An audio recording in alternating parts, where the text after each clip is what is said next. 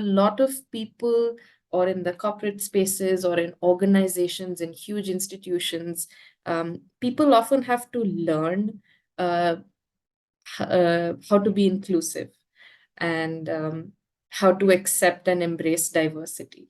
But if you just look around us today on this call, as well as what we often see on Connectathon, is a very organic sense of solidarity that comes across.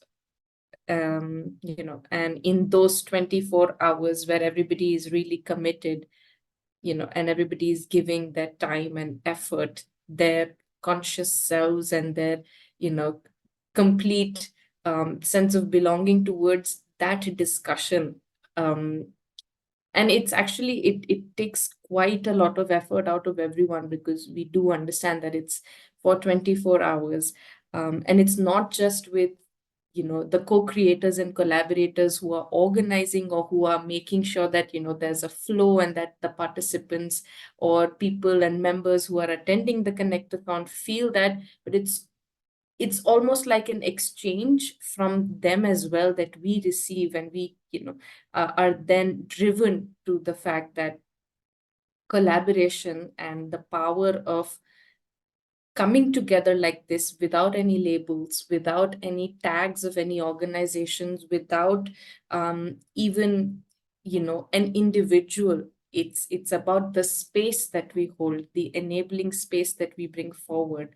So to kind of briefly summarize, as all of us were sitting together and trying to really note and bring attention to what we've learned, especially from Connectathon, I'd like to walk all of you through a couple of points that have really stood out, right? And one of them, in fact, because every time we finish one Connectathon session or after the equinox, we all are continuing to reflect, to introspect, to hold on to the thoughts, the responses, the conversations that we've heard.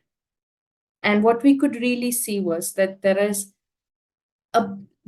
similarity in terms of issues, frustrations, and all the problems that everybody was facing. It was not just in India, it was also in Cuba, it was also in Slovenia, it was also in Scotland, in Argentina, in Sweden, in South Africa, all across the world. And it was not just, an eye-opener, but it was the experience and the acceptance of the fact that I feel the same, and I can resonate with you, I empathize with you, because what you're saying is making sense, and it begins from that becomes the tipping point of the conversation, which is also why everybody continues to stay with each other, because you want to know more, you want to learn more, right? That, okay, the problems you're facing are similar. So what's the solution? Or how are we going to work it out? Or what is the perspective from this? Do I have lessons? Is there wisdom that my community holds, that my civilization holds? And can I go back to it? Can I learn from it and move forward?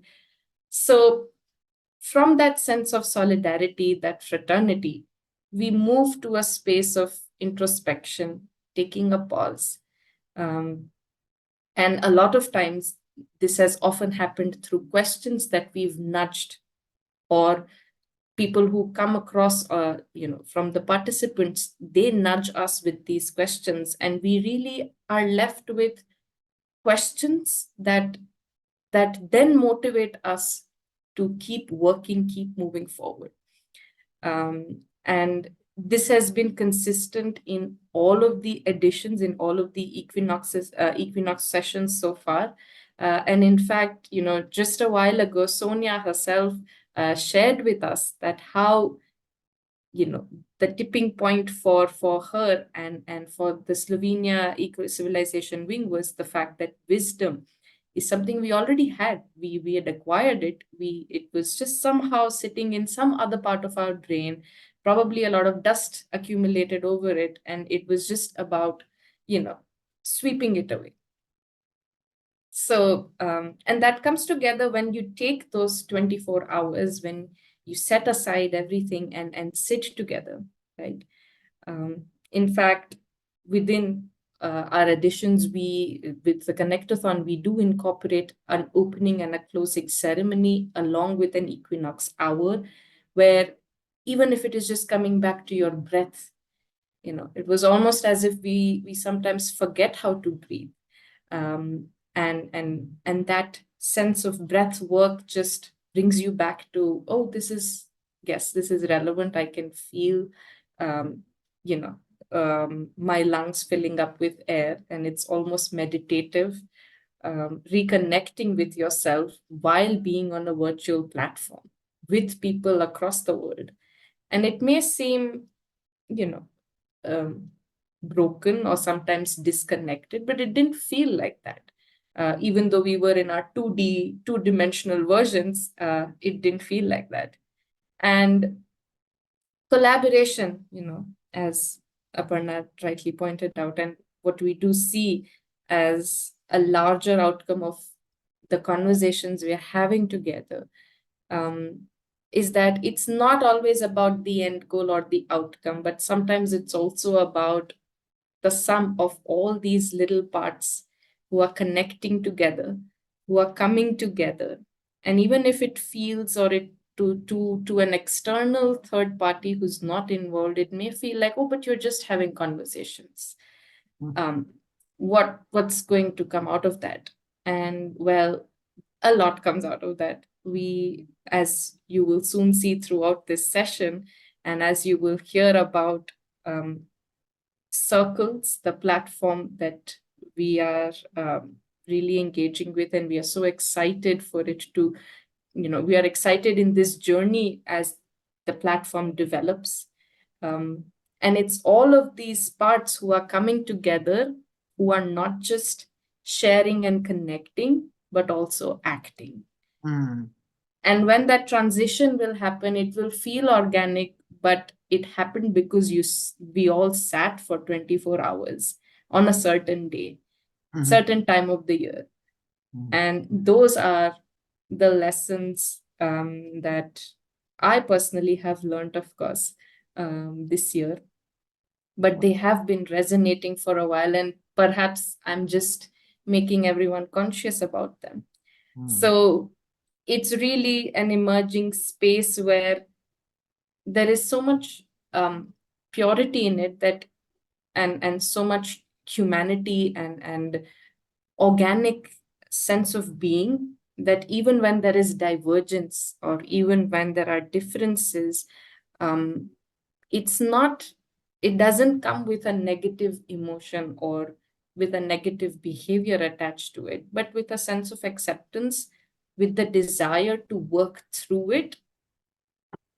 And that's how we moved forward.